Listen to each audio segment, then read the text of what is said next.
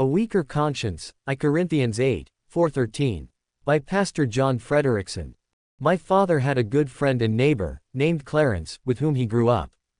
The friendship was so strong that this man served as his best man during the wedding of my mother and father.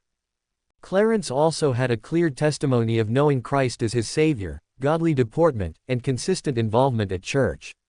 For decades after my parents were married, Clarence and his family visited our home, but then it abruptly stopped. The deal breaker was that our parents frequently played innocent card games when hosting guests. Without a clear verse to substantiate his position, Clarence believed playing any kind of cards was sinful, so he separated company with my parents. Christians should always have concrete Pauline Bible references to prove any standard they seek to uphold. Without this as our basis, anyone can consider, in their own mind, that virtually anything is a sinful practice, i.e., wearing blue jeans, eating products with sugar, dyeing gray hair, or even owning a car. To avoid foolish conclusions and legalistic practices, we must base what we seek to live out primarily from the epistles of the Apostle Paul. But beyond this, it is important that we who understand the liberties of living under grace not be calloused in what we allow for ourselves. The Apostle Paul addresses this in I Corinthians 8, 4-13. The specific issue was that some believers who realized idols were only dead inanimate objects were purchasing and eating cheaper meat that had been offered to idols.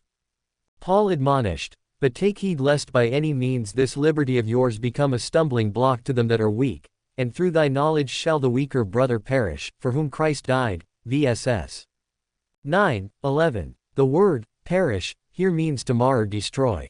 Paul is certainly not referring to a Christian brother losing his salvation or suffering eternal punishment.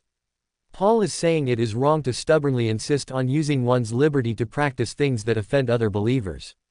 It is far better to abstain in their presence or to forego one's liberty altogether. Our impact on other believers is so important, Paul strongly states, "But when ye sin so against the brethren, and wound their weak conscience, ye sin against Christ." Verses 12. Sincere Christians need to reevaluate choices, like consuming alcohol, styles in hair or clothing, and places that one goes. If the practice is questionable, particularly being addressed in Paul's epistles, choose to avoid it. Verses 13.